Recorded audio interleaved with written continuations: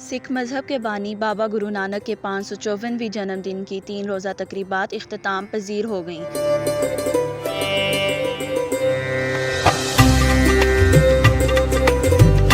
मेरा नाम मनजीत बैंस है जी ते मैं कैनेडा तो आई हाँ। मेरा ये तीजा टाइम है इत्थे आने का। अज धन धन श्री गुरु नानक देव जी पहली पातशाही का जन्म दिहाड़ा है और संगत बहुत आई है बाहर देशों तो और बाबा जी के जन्मदिन दी खुशियां मना रही है। मेरा नाम मनिंदर ਚੱਬਾ ਤੇ ਅਸੀਂ ਕੈਨੇਡਾ ਤੋਂ ਸਾਰੀ ਸੰਗਤ ਦੇ ਨਾਲ ਆਏ ਆ ਬਾਬਾ ਜੀ ਦਾ ਜਨਮ ਦਿਨ ਮਨਾਉਣ ਵਾਸਤੇ। ਸਾਡੇ ਸਾਰਿਆਂ ਵੱਲੋਂ ਸਾਰੇ ਸਮੂਹ ਜਗਤ ਨੂੰ ਲੱਖ ਲੱਖ ਲੱਖ ਵਧਾਈਆਂ ਤੇ ਇੱਥੇ ਅਸੀਂ ਆਪਸ ਵਿੱਚ प्यार ਵੰਡਣ ਵੀ ਆਏ ਆ। मैं सिंध से आया हूँ। ये हमारा बड़ा कौमी समझो दिन है। ये वो दरख्त है जहाँ बाबा नानक सोए हुए थे और धूप थी और ऊपर सांप ने छांव करके बाबा के ऊपर रखा था।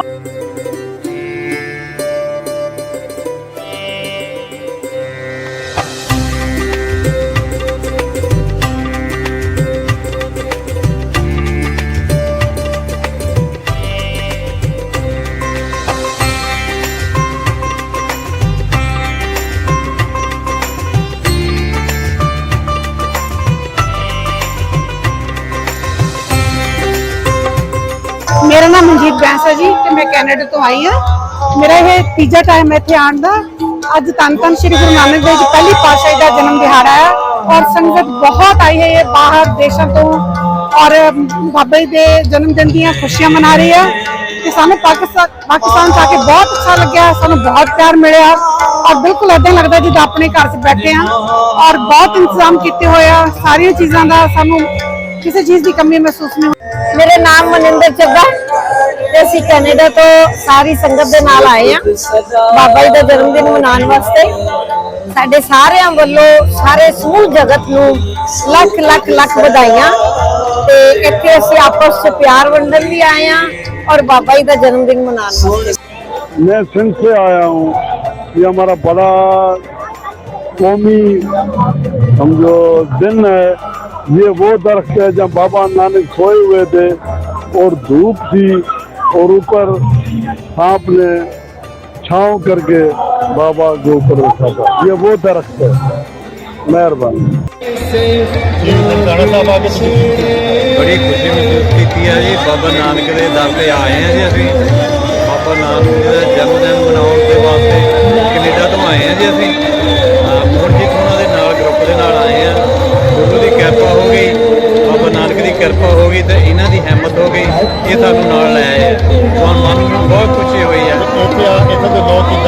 लोग तो की कह सकते हैं भी इन्ने ज़्यादा अच्छे हैं क्योंकि मैंने दोबारा मौका मिले इतने आने का जी। वो बाबे मुड़े अगे भी अरदास की है कि 25 से वे बाबा लैके आई दर्शन कराई अपने। ये साढ़े भरा ही ने पाकिस्तान वाले भी इंडिया वाले अपनी कम्यूनिटी असी तो जी हमेशा ये कहने जी जिदा का साडा इंडिया भरा है इतने साढ़े पाकिस्तान भरा है जी। तो बहुत मन खुशी होंदा जी तुहाडे दर्शन करके गुरु महाराज दे दर्शन करके मन बहुत खुश होंदा जी। तो यही है जी परमात्मा हरेक नूं चढ़दी कला च रखे। बाबा नानक ये घर खुशियां बख्शा है। तो फिर अखीर ते है जी वाहिगुरू दा खालसा जी वाहिगुरू जी की फतेह। भारत पाकिस्तान समेत मुख्तलिफ ममालिक से हज़ारों सिख यात्री शरीक हुए।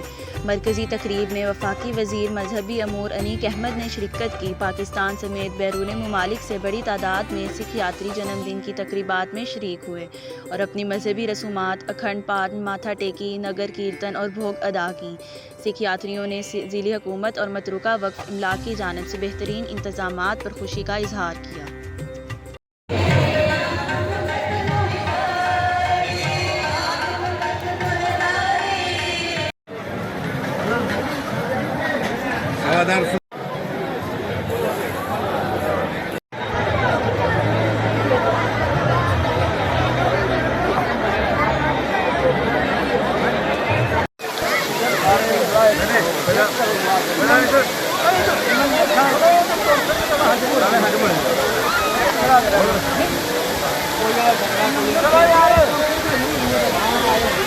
लंगर चलो यार, चलो चलो।